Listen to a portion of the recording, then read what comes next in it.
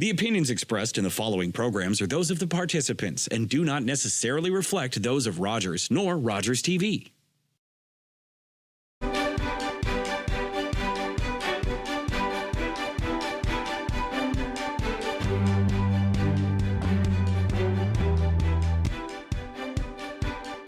Hi, welcome to Politically Speaking. I'm David Shearman.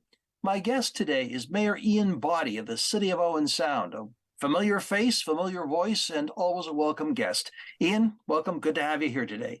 Oh, good to see you in a beautiful afternoon. Isn't it though? I'm stuck in my basement studio, and you're sitting overlooking Second Ave East, and beautiful sunny day. I'm in one of the atrium rooms, the meeting rooms at City Hall. So it's nice to take advantage of the view and certainly the sunlight. And let's just go recap that those two atrium rooms, one on the east side and on the west side, were added as part of the renovations at City Hall a few years ago. Yeah, certainly. The City Hall was built in the early 60s, and different designs and different needs at that point. When we redid City Hall a couple of years ago, which we needed to do, we had to have accessibility issues and elevators and things. So we needed to have more entrance space, and we took advantage of that to be able to put the atrium on the front and on the back. We can open the doors and actually have one long room for receptions and things, as well as two meeting rooms just outside of the city council chambers. Sure. And I'm sure that staff and citizens use that. They're well used, to be a good phrase to say. Extremely well used, yes. And in fact, City Hall is planning a big push on February 14th, being Valentine's Day, and they're advertising for weddings. And this is the room that they set it up in. So it's a beautiful view if somebody wants to get married of Main Street and take advantage of it being set up for the day. So I forgot what they're calling it, a marriage blitz or something to that effect. That's right, St. Valentine's Day Blitz, I believe it's called. And what was really cool is that it's a, dare I say it, a one-stop, all-included event that you can do everything there at City Hall, and that's really quite remarkable because, as you and I both know, weddings can be very, very, very complicated. Well, yeah, my law practice, I tend to stay away from anything marriage, either the start or the end, or both of them can be expensive. Well, the interesting thing I noticed was that the province is moving towards applications for marriage licenses online. Now that we haven't got there yet, but I thought it was really kind of interesting because I know for darn sure you can't get a divorce online. No, I'm pretty well, you know what? You might be able to. I don't know. It's been too many years. Well, at some point you have to have the law involved. So but that's a good thing. It's a kind of an interesting thing. I had not realized that they were using the atrium for weddings because my assumption was, bad on me, that they use the city council chambers, which is what is commonly used. But to have something like this, it's great. It's a lovely view and great use of it. Yeah, staff decorate up the room and make it quite nice. Lovely. And we do have city officiants. They are people who are members of staff and other people who actually perform the weddings. Yes. Yeah. Oh, yes. Don't get me started on my wedding stories. I've got a ton of them. Anyway, Ian, let's talk about another great event that happened recently, and that's Scotiabank Hockey Day. And basically, they all lived, breathed, and did everything hockey for about a week. So Scotiabank Hockey Day in Canada was a real honor to be able to host it here in Owen Sound. And like everything that happens in Owen Sound like that, we had great sponsorship from the community, a great number of volunteers that came out and helped, and really made it a special event. We, of course, have been awarded it a couple of years before, but it got shut down twice for COVID.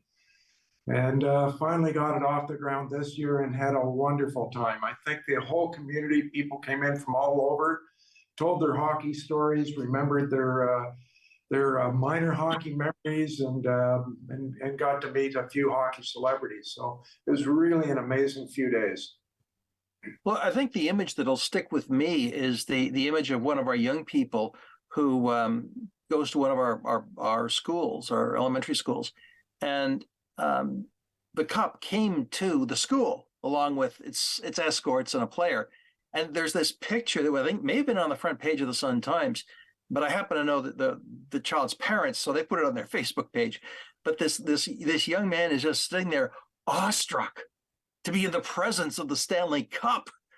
Yeah, wow, that's great. Felt that way. So it was great to have Laney McDonald and Wendell Clark, et cetera, being able to tour around with that cup and show it to kids. There was on ice clinics run by the Maple Leafs and referee clinics, and a really, really fun afternoon of high school hockey that was really loud and obnoxious and so much fun with the women's game and then the men's game.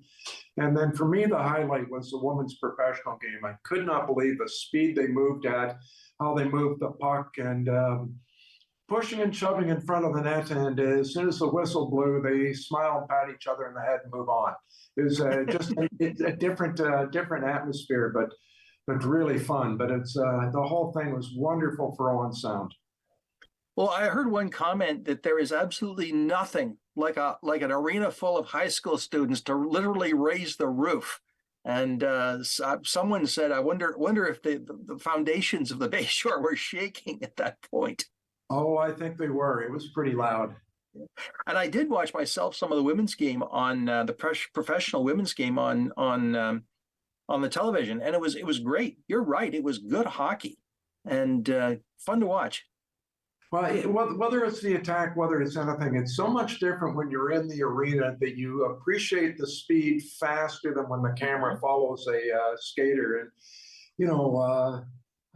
so many of those women that we saw at the Olympics that are our Canadian heroes were playing and on the ice, and you got to see them live. And it was, I hope that can come back to Owen Sound again. It was a pretty special game.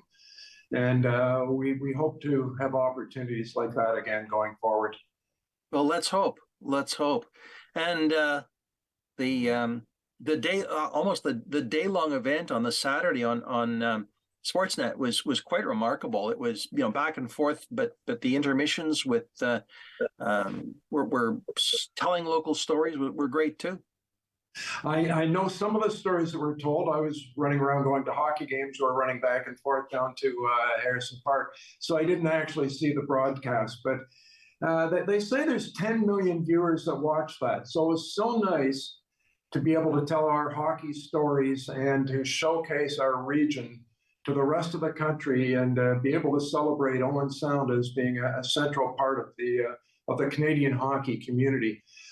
I would like to ask Joel Darling, when he came up and asked if we'd host it, if he realized how deep the hockey culture is, or the volume of history. Because I know there's some stories that they couldn't tell, and some that they could, just because they had so many stories. But we're so rich in sports history and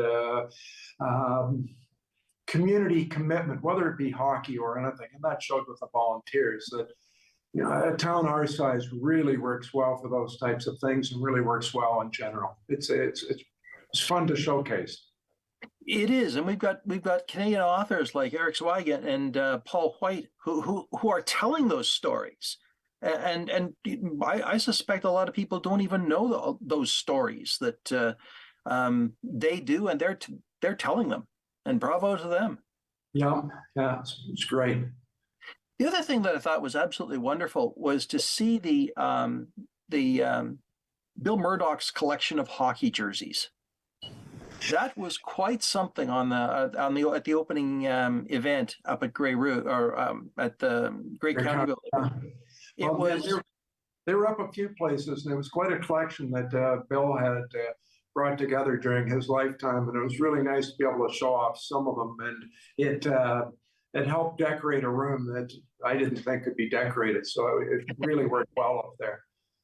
Well, yeah, and it also points out again the history that is present.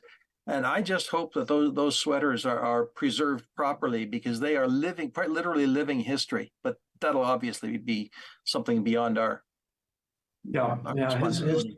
His family will look after them. Good. And I think Fred was saying something like he thought they said there were 900, but he was convinced there's at least double that.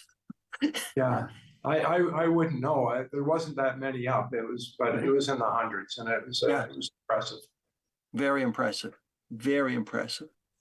Well, one of the other things that has been going on, it kind of made news, but it kind of didn't. Before I begin that, I should tell you, before you came on air, you said that you've been out of your office more than you've been in your office with the election and everything, but you've been traveling. And one of the places you've been traveling is to Toronto for Roma. So Hockey Day in Canada wraps up with the attack game on Saturday night. By Sunday morning, I've got to go to downtown Toronto.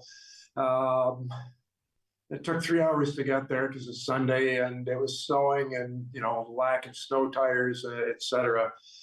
So from there, straight down to the Roma conference in Toronto, which is Rural Ontario Municipal Association, for some sessions until Tuesday. And then back up for Police Board Wednesday, Grey County Council Thursday, Grey County Budget Friday, a couple of public events Saturday, and Sunday I slept all day. But Roma was interesting. We did have a delegation with the Minister of Health, and we're talking about doctor recruitment. Now, this is an issue right across our country and certainly right across our province. However, within the province of Ontario, there's funding to regions and municipalities that are underrepresented and undercovered by doctors.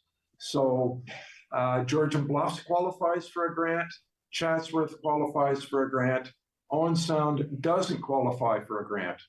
And of course, we've got the family health team here in Owen Sound that covers people that for Tobermory to Southampton to, all over the whole area. And Chatsworth and Georgian Bluffs don't have doctors because we have a regional center which the provincial government encourages here at the family health team. So it makes no sense that they would qualify. They can't spend those grants in Owen Sound. That doesn't work. So that was our presentation to the Minister of Health, that they need to relook at that formula because we are providing the services. The health unit, health team within the city of Owen Sound is providing services out through the whole area, but yet we don't qualify for the grants that are available in the area, not in Owen Sound. So that was the case that we made to the minister. Yeah, and I know in talking to Sue Carleton on a recent show, she was very positive about the reception that you received. Would you say it was a positive reception? They heard the concern? Yes. The proof's in the pudding. After you walk out of that delegation, what change happens is, it really what matters. But yeah, we're there. Of course, it was a City of Owen Sound delegation, but we invited the mayor of Chatsworth and Georgian Bluffs. Sue was able to get there. Scott wasn't able to get there from Chatsworth. He had already rescheduled or pre-scheduled something else at the same moment when the delegation came up, so he wasn't able to join us. We look at this as being a regional issue, and certainly over the years, whenever I've gone to Roma or to Good Roads or any of those conferences, if we've got a delegation that I think that then Al Barpa could help out at, then we got him in the room.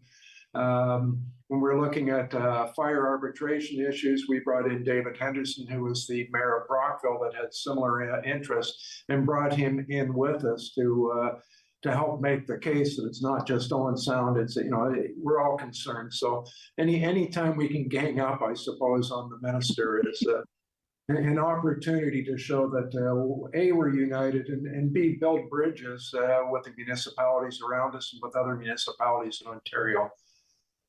Yes, this is something that a couple of other of your colleagues in other municipalities have talked about, and it's kind of how shall I say it, a refreshing change to see that you acknowledge that, or they are acknowledging that, yeah, we're all in this together.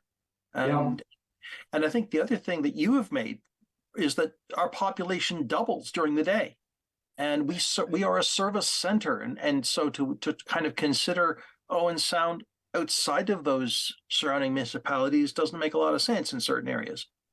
Yeah, so I think the police figure it's 40 to 42,000 that are in the city of Owen Sound during the day. So we're providing policing. Now, not much, well, I shouldn't say that. Not much crime happens during the day, but or happens from the people that are coming in to go to work. But the population pretty well doubles during the day from the region, and then they go home and pay their taxes somewhere else. Well, we provide the services, but for something like health, I think they're talking about 50 to 60,000 people that would be covered by our family health team here in Owen Sound. Yeah, not to mention the hospital itself. Yes, yeah. So, yeah, just to see it through I don't want to use the word regional because that has a loaded connotation, but to see it through a larger lens, larger geographic lens, is essential. It's regional service for sure. It's regional. Yeah. It's a regional rec center. It's the Great Bruce Health Unit is a regional hospital for sure. Yeah. Now, it's were there any sessions of interest that you found? I mean, it's not just the deputation. There are a lot of other events that go along with that. Was there any particular sessions that you attended that were outstanding? No. It's funny when we go to these each year. Last summer at AMO in Ottawa, I thought every session I went to, I learned something new and was really amazed. With this one, I thought I heard a lot of things that I've heard before.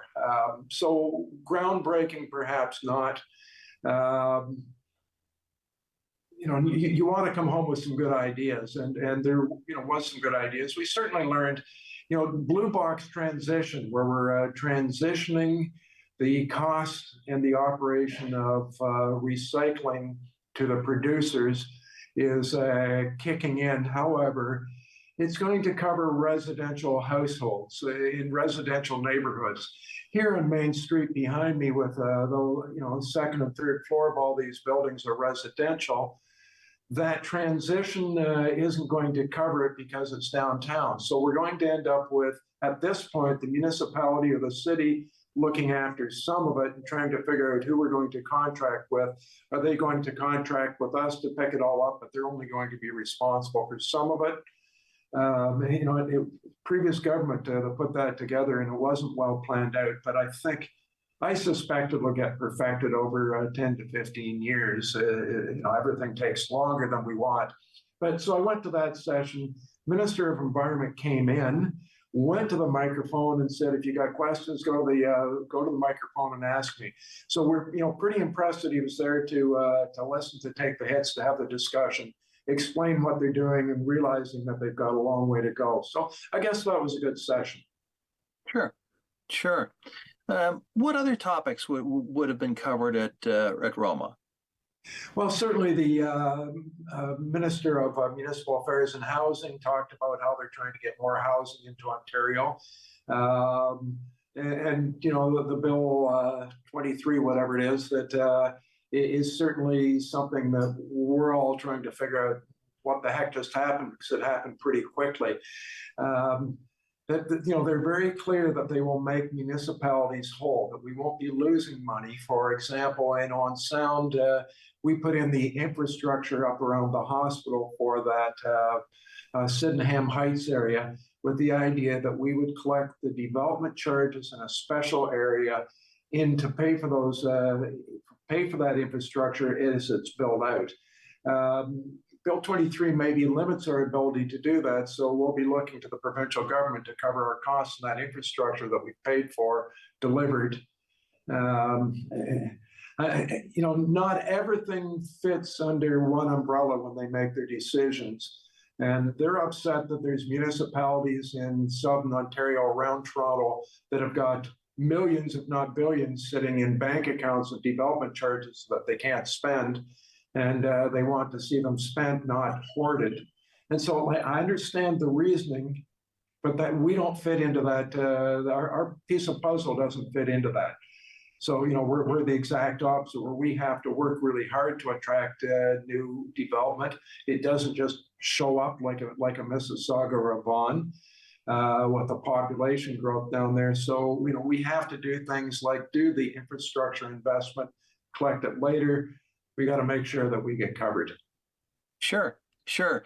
And infrastructure needs are also changing, because it's not just water and sewer. There are environmental issues. It's a lot more complex than it was 50 years ago when Mississauga was being built. I lived there when the Erin Mills area was being built, and the things you have to consider are not on the were not on the table then.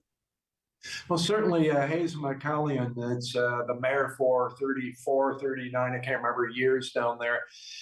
During her years as mayor of Mississauga, they didn't have any debentures. They didn't have any debt because they had so much development. People were putting down thousands of dollars in a down payment for a house they're not going to see for 3 years.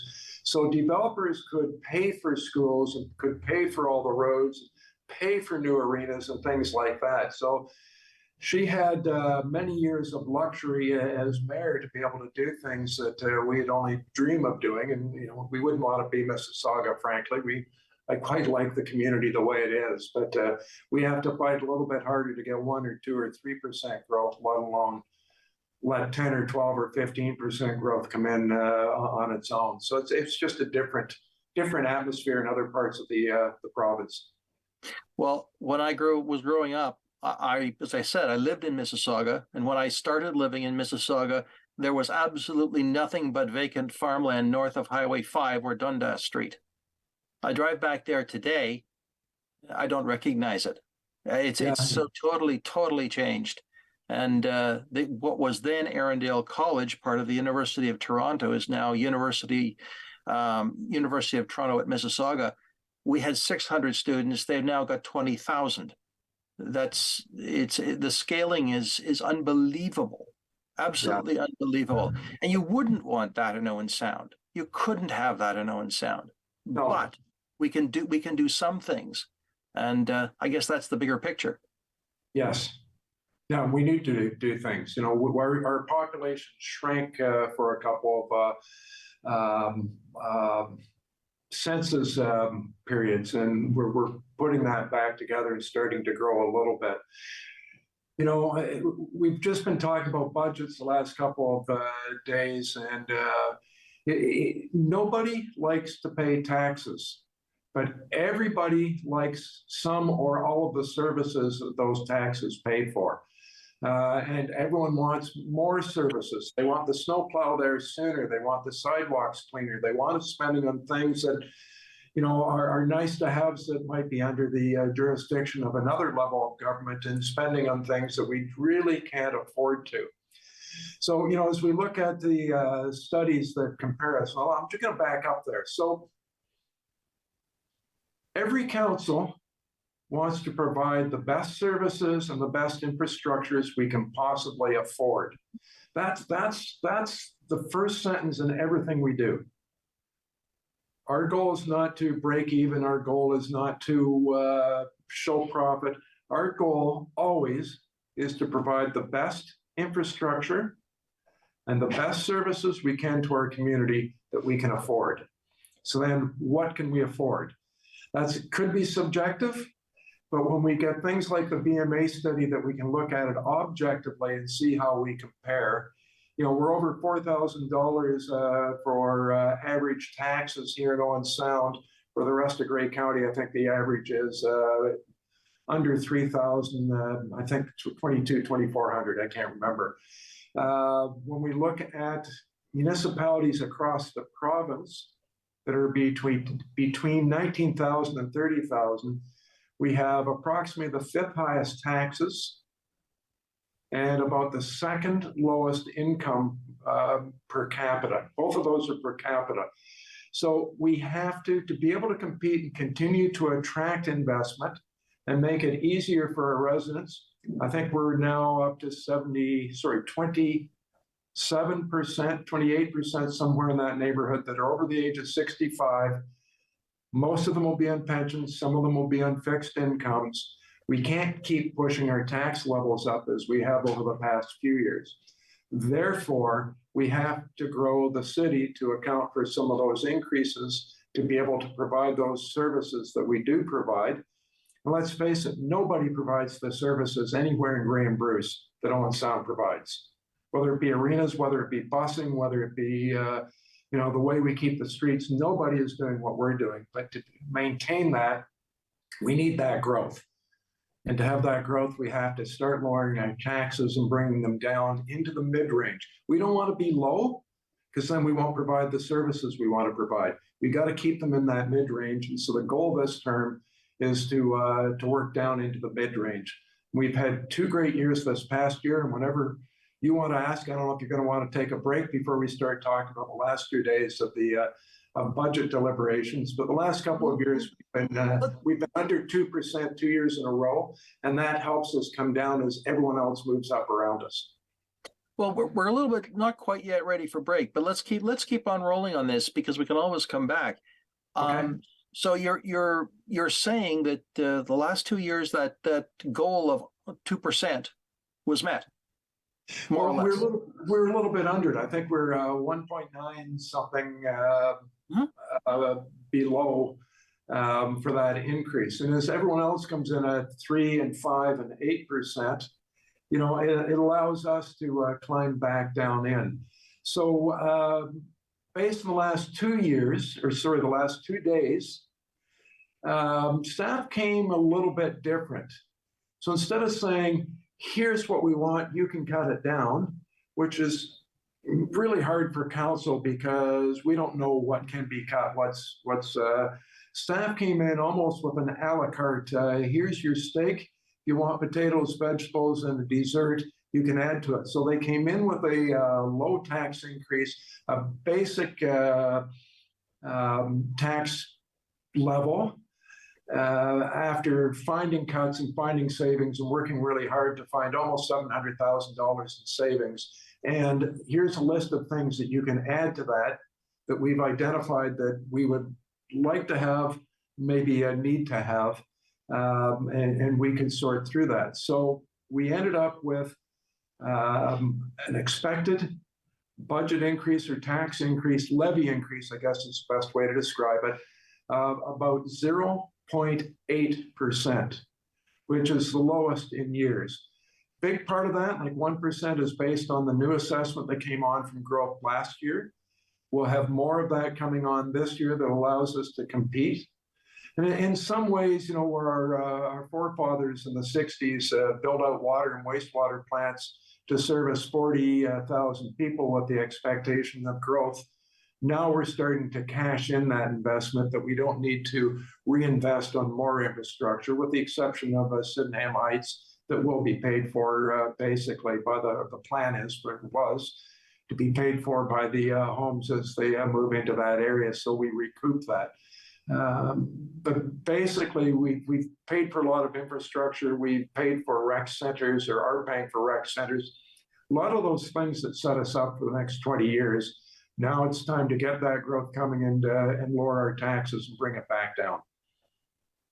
Okay, and well, that's a good point to stop for the moment, because we'll take a quick break and we'll come back because obviously there's a lot more to talk about. I'm David Shearman. This is Politically Speaking. We'll be right back.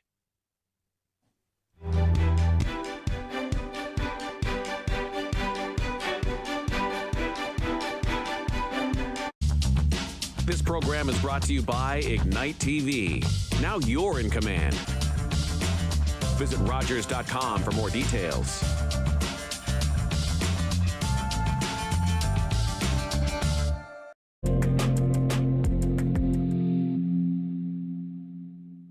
Leonard Thompson, 13 years old, diabetes mellitus, 65 pounds. Starve the child to let them live. The treatment's as cruel as the disease. It's a death sentence. Dr. Banting, this could be it.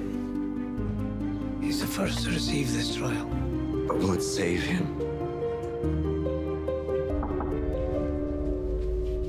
It's not pure enough. So we try again. And again. And again.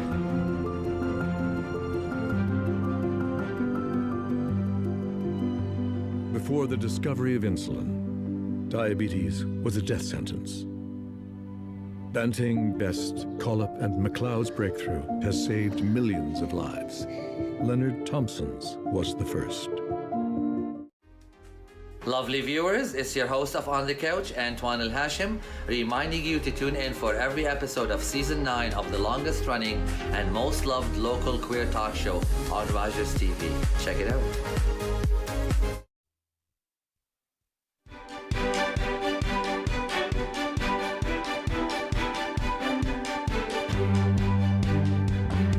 Hi, and welcome back to Politically Speaking. I'm David Shearman. My guest is Mayor Ian Boddy of the city of Owen Sound, and we've been talking about the favorite topic of citizens, taxes and money and budgets. Right, Ian? Well, it's favorite sometimes of the year. It's I think there's different things, different times of the year. Well, I've said this before on air, and I'll say it again. When we speak of property taxes, a learned person once said, property taxes are the taxes we all love to hate because we all pay them. And they're easy.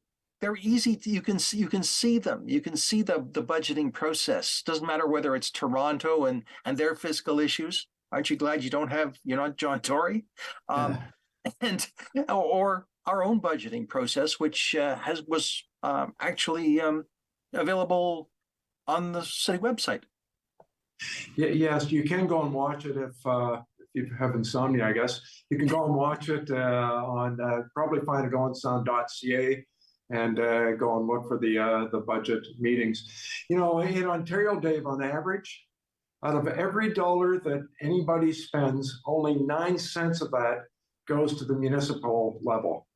So there's sales tax, there's hidden taxes, there's that's going somewhere else, land transfer tax, on real estate deals that I just signed up this morning. There's taxes being paid all over the place, but only approximately 9% comes, or 9 cents on the dollar, 9% comes to municipal level. I don't remember the exact statistics of infrastructure that used to be owned by the province that has been downloaded to the municipality, but it's something like used to be 45% and is up to 75 or 80, but I don't remember the exact numbers. So, our costs have gone up, but we don't collect as much of the taxes as people realize. But when they get that bill and it comes in the mail and it's on 4 installments, it's a whole lot different than 15 or 13% on the sale of an item. I think you make a valid point. The other thing too, Ian, is that the municipalities, other than the city of Toronto, don't have to use the technical term, revenue tools that other governments do. City of Toronto is an exception because it's so big. But you don't. The only thing you have really is fees and property taxes. Yes, it's really you get your money. The fees you charge for services and property taxes. Yeah, and we don't get the same grants from provincial and federal government that the city of Toronto gets every time they want them. Yeah. Although you gotta agree that John Tory's image of little boy going in short pants to Queen's Park, it has a bit of a ring to it. You don't wear short pants though. No, and you know what? I got to tell you, I don't pay a whole lot of attention. I don't have time to pay attention to what John Tory's doing. It doesn't affect me here. I try and pay attention to what the province is doing, of course. But what another big municipality that is so different than me. I'm not learning much from him. I may look in on a Collingwood, or I may look in on a Brockville from time to time, or an Aurelia to see what they're doing, to see if, to pick up any ideas. But Toronto's kind of it's a foreign thing for me, so I don't really pay a whole lot of attention to what they're doing down there. Which probably makes the point that what happens in our larger cities can't be transferred to what happens in smaller cities. No. I think, for example, I think Toronto's probably the only transit service that breaks even in the country. I could be wrong. Montreal might be able to. I know Toronto does very well in that. Convention centers are always cost more to maintain than the revenue they generate. And I think that would be different in Toronto or Montreal or some of those places. You've frozen out there, Dave, so I think I will keep talking about things. So budget, on sound, our budget for arenas, as I was just talking about, like a convention center, has actually come down because we have upgraded the cooling system down at the arena, made it more efficient, better for climate change, better for electricity, and we brought our electrical bill down there, which has made it better for all the taxpayers in Owen Sound, as well as being more efficient and more climate change friendly. So that was a big thing that we noticed in the budget. We put some money into getting a study done for the green bin. We've already got a study for waste management going on. So we'll add green bin bio waste, figure out how to do that and add it to it. One of the motions that came off the floor yesterday was to have a look at the Genoa landfill. Can it still be used? Can it be reopened? Because we know in the province of Ontario, there's, I think, 2032 is the last year, or approximately when the landfill sites of Ontario are all supposed to be full. So then what? If we're removing bio waste, green binning, turning it into fertilizer, grabbing the methane or whatever that comes out of it and finding a way to recycle it, that means we're putting approximately 20 or 30% of the garbage that comes in would go to the Genoa landfill site if it can be reopened. And before anyone panics, we're just trying to look at it to see what our options are. But potentially we'd be putting a lot cleaner stuff in it. We spend approximately $200,000 a year just measuring the leachate and cleaning it up and looking after stuff that comes out of the old site that hasn't been used for 30 years. So that was another thing that came out of yesterday. We had a few other discussions on things that I'm drawing a blank on. So commend you, compliment you. When a crash happens, you have the instinct, like a good politician, to keep on talking. No, you've given me those instructions a few times already, so that's why I know. Well, I really appreciate that, because I don't know whether this will actually make air, but my system crashed.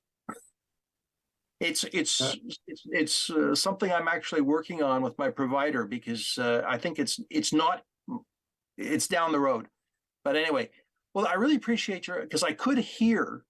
Because of my open channel with control, I could hear you talking and some of those things, and it's really helpful for us to understand some of those infrastructure issues that are different that we've got here. It's really, really helpful, because one of the things I think that we have to be very clear on as citizens in rural municipalities is we are rural. We are not. We are. Other cities may be X, and we are Y. Yes. We can only compare ourselves and work with cities of similar size and similar, similar size, similar issues. So, but even those other municipalities that are similar, Brockville we often look at because they're, I think, within 10 or 20 of population and have so many of the same issues. But they're a single tier government. They're not upper tier, lower tier, where we rely on Grey County to cover so much of. It's still, it's still municipal government. It's still your municipal government. You've got two of them when you pay your taxes. So the upper tier shares things, does a lot of the social services, housing, et cetera, is their responsibility. Someplace like Brockville, they have to be responsible for some of those things. So not everything compares to every other municipality. Even when you find one that's almost identical, you can look at their police, you can look at their fire. There's certain things that we can compare ourselves to, but other things not so. So it's not a general across the board comparison. Well, I noticed this myself when I was watching, or actually a Roma seminar that was shown on TVO on Steve Pakin's The Agenda about housing, and the speakers were there was actually a local speaker on that seminar, but they're from the Southern Georgian Bay, but the two of the other speakers were from Northern Ontario, and all of a sudden I realized they're dealing with a totally different reality. Some things are similar, but the governance structure is so different than in Northern Ontario as compared to what we have here in Southern Ontario. You mean the provincial and federal funding that they get from being Northern Ontario that we don't, even though we're just as far north, but we're around the corner, around the bay the other way, so we don't qualify? You mean those? That's part of it. Yep. There was a lot of whining. I'm whining. and they whine also to Queen's Park. They also, they got issues because they feel forgotten too. Oh, certainly. And, travel and distance and lack of transportation. The train lines that used to go up there are gone, much like they're gone from here. So yeah, different issues. Yeah. I got to tell you, I really like the council that we've got right now. I really like the opportunities that I'm hearing right now. We went to a nuclear energy summit, or clean energy frontier summit, a couple of weeks ago on a Friday. If you go to nuclearinnovationinstitute.com, I think it might be CA, but if you do Nuclear Innovation Institute, you can find some links to some YouTubes of some of the speakers. And one of them, I think, was Brock Dickinson, who's an economist, that gave a really neat presentation on demographics and how we compare to the rest of the world. And we're in a really good position. Next one was Mike Renchuk talking about the opportunities for isotopes in this area, and specifically on sound with our regional hospital, and the clean energy frontier and all the things that are going on with clean energy storage and the opportunities that are here. And they're really good presentations to watch on YouTube. There's another one that Mike Camello is somebody that lives in Annan, lives in the area, has been involved doing computer stuff, and his clients are all over the place. And a few years ago, I said, I want to try and get an inventory of who's here. How do we fan that IT guy that's working from his kitchen table that's doing very well, and put them together? We never got it done. Mike Camello got it done. He put together this IT working group and part of the Catapult group. And I forgot, there's something like 60 people that are involved. So they're interconnected with each other. And then they're interconnected with somebody in Waterloo, Kitchener-Waterloo down there. And they're able to communicate to people what life is like up here. And certainly with the fiber that's gone in last summer and over the last couple of years, we've got another advantage. So Mike speaks about what he did with his working group with Catapult, and that's also a really interesting seminar. There's lots of others, but those are the three that jumped out that we're just sitting right now on so many opportunities to bring back some industry that will be clean, that will be a smart industry, just in the cusp. So it's neat things going on. So I'm excited. Well, I did notice that there is a lot of fiber going in. I happen to drive down Highway 6 twice a week, and just driving down Highway 6 to Durham, oh my golly, they're even in the middle of winter. They're out there working. Same is true in the city. There's a lot of infrastructure going into the ground, which is what we need. Yes. Yeah, well, that's why we did the work from home capital of Canada. I mean, from the time we thought of it to the time we got it unrolled, a few months went past, and the price of housing jumped all over the place, and especially here. And some people felt that it was because we'd done the promotion that it made our housing prices go up. Our housing prices have come back down. If you read any of the real estate boards, this is a pretty good place to invest right now. I shouldn't say invest. I don't want to use that word. This is a good place to buy a house and live in it. Because of the interest rates, and this is an advantage for On Sound right now, because of the interest rates, people that are buying a second home and not really moving in it, it doesn't make sense for them. So if they're buying, they're moving here, and that's what we want. That's, people that make a Toronto income sitting at their home office and spending it here in Owen Sound. That's always what we're after. So with fiber and with the promotion that we did, certainly Hockey Day in Canada, those types of things, people are paying attention to here instead of always Muskoka or Collingwood or other areas. Sure. Now I want to go something you alluded to earlier, which was the county budget, because as mayor of Owen Sound, you are also a county councillor, and you alluded to the county budget day, and the county budget came in at quite a reasonable level as well. You did a fair bit of work there. No, staff did a fair bit of work there. We got to be clear where we had a preview saying what number are you comfortable with, and as we discussed it around the table, we wanted it. And I don't remember the exact amount, but an amount less. And staff came back with a budget that fit the amount that we asked for, and I think it's 1.48, 1.49 at this moment.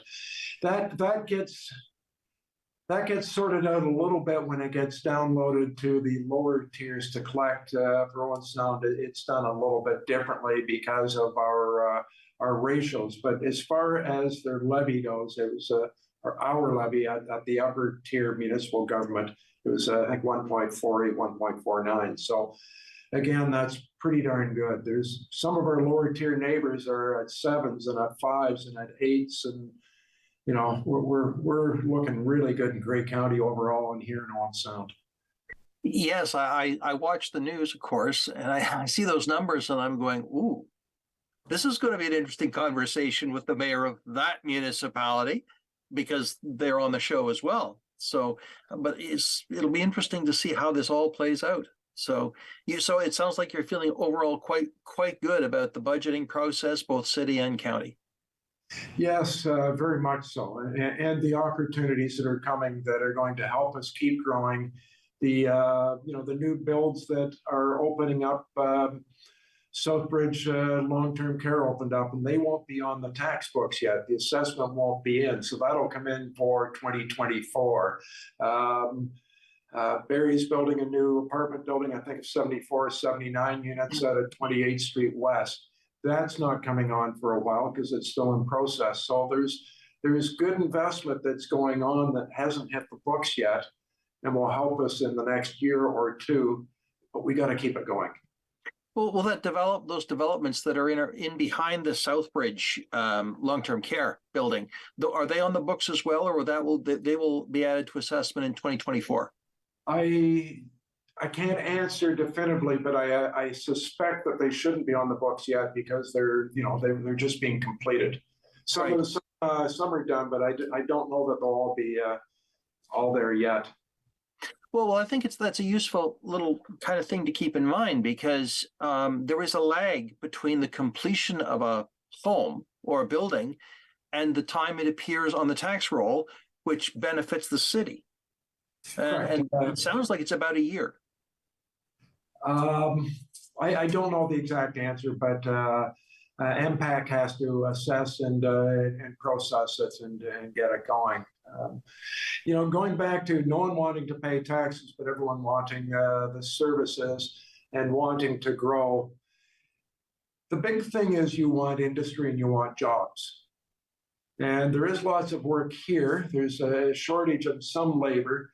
But you want to keep developing that. But if you want to attract industry, it's going to pay higher taxes. They pay a higher ratio than certainly residential. You have to have labor. And if you want to have labor, you have to have housing. So as we've gone through and added some of those rental units, like a lot of them over the last year, it gives us a chance to attract labor. I was talking to Shaker Ramatula, that is the owner, the president of Flato. They've been pre-selling their property across from the hospital.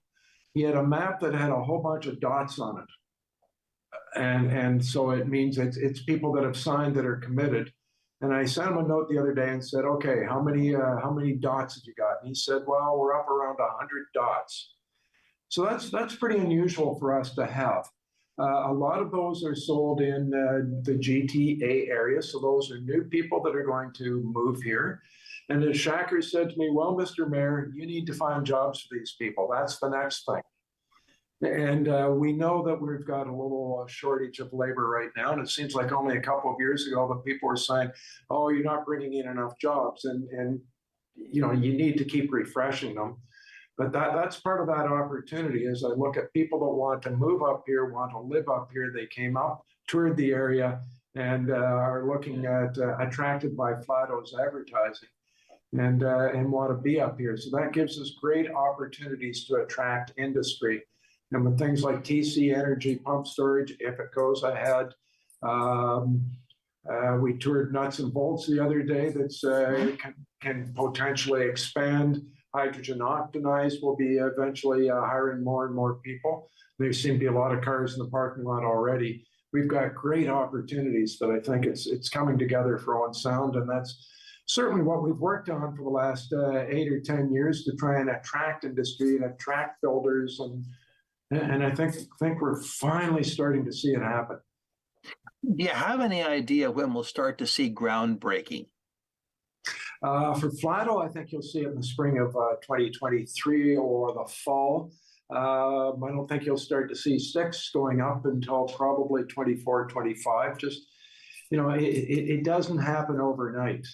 The planning gets done, the infrastructure gets put in, financing gets arranged. Then the contracts start to get filled for construction, and meanwhile they're finishing off a project somewhere else that is 2 years ahead of us. But he's aiming for starting to move some ground around.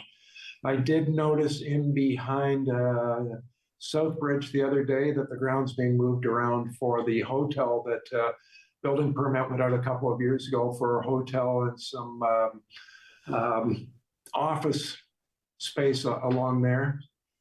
So again, that's across from Seasons, across from the Canadian Tire. They're starting to move some soil around there, so that's about to happen. So that's good. And you know, there's always stuff here at City Hall in the planning department in a pre-circulation that they won't tell me about it because it's private. It's somebody maybe doesn't go ahead and they don't want it out there. It's still confidential. And then even after that point, they've gone through the pre-circulation part to find out what they need to tweak. And then the plans come in and, it can be a few weeks for planning to try and get through all of those and get them ahead. And I know planning's busy, so that happens. And we're remarkable compared to other places that are, can be up to a year getting through the planning process. We can be weeks or, at most months. It could be 2 or 3 months, but we're so much faster than others. And that's part of what Bill 23 was about, is making sure you get those plans through City Hall faster. That's not going to affect us because our planning department is doing that pre-circulation routine that not all of them do, which really makes it fast when it does come in, and we're in good shape on that. But a plan will go through and it'll be a couple of years before anything happens because it's just part of the process. So one of the things that I noticed in the public meetings process over the last couple of months is that people are concerned about they ask questions. What's the role of the public in the planning process? They get their say in the public meetings. Is that correct? In a public meeting, really. So again, Bill 23, where we used to have a site plan presentation to be approved by council, that's done by staff, and that's legislated or regulated either by statute or by regulation out of Queen's Park. So much of the planning process is our staff gets to make the finite decisions, but we don't make the big decisions in how it happens. So we are required to have one public meeting on a lot of those planning things for people to come in, and we are required by the province to post notices a certain way and get the word out, and we try and go overboard and get more things out, more than what's required, as much as we can. We had, I can think of one a few months ago that people missed the public meeting. They came to just presented to council a question period with a delegation. The planning report got delayed and took into account those things that were presented. We don't want to get into a habit of every meeting being open, but in the circumstances, there were some things that staff wanted to think about and respond to. So we did it, but there is a required public meeting for the planning decisions. So I guess if there is a lesson there, it is pay attention when you see the signs go up, when you see the public notices. This is the kind of thing that you must pay attention to make comments. Yes, and they'll deliver notice, to the neighborhood, and it's with X number of feet, and again, or meters, I guess. I guess it's been a few years since we've used feet. It is meters, yeah. X number of meters, and that again is a requirement of the province that those houses must be served, and that's the requirement of do those. So yeah. So then beyond that, if you're outside of that and you want to have input, then you got to pay attention. Sure. I think it's one of those things that people need to pay attention to, but it's hard because of all the stuff that's going on. But nonetheless, it's how the process works. Gee, that just applies to so many things now. It used to be that you read the Sun-Times and you listened to CFOS. Maybe Wingham News would pick up some of it. Maybe CKCO out of Kitchener would have something. Now people are paying less attention to that, and there's Facebook and there's Twitter, and people get their news so many ways, and everyone is getting so bombarded with information that it's hard to keep track of those little things, and it is difficult. I have trouble keeping up to my emails. If I'm doing Hockey Day in Canada for 5 days, and then I'm off for 3 days to a conference, and then 2 more days of long council meetings, it's hard to be on top of your emails and the phone calls that come in. So we try and get staff to help me as much as we can. But that's just me. For everybody, we get so bombarded with information that it's hard to be on top of all of it. And on that note, Ian, we'll let you go and let you get on to the business of the city or your law practice. We thank you for joining us today on Politically Speaking. Always good to talk to you with all kinds of good information about the city. So thank you. Oh, thanks for the opportunity. It's always great to share information. And thank you, friends, for being a part of Politically Speaking. I'm David Shearman. We'll talk again.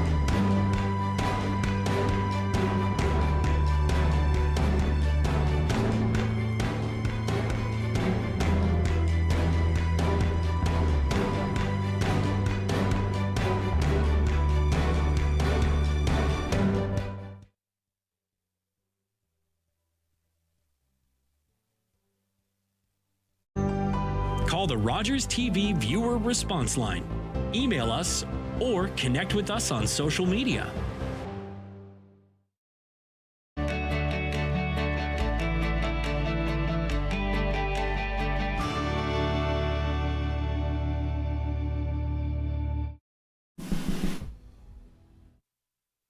Piper Post here with me for Knights. Tune in on Fridays at 5 to watch Knights hockey.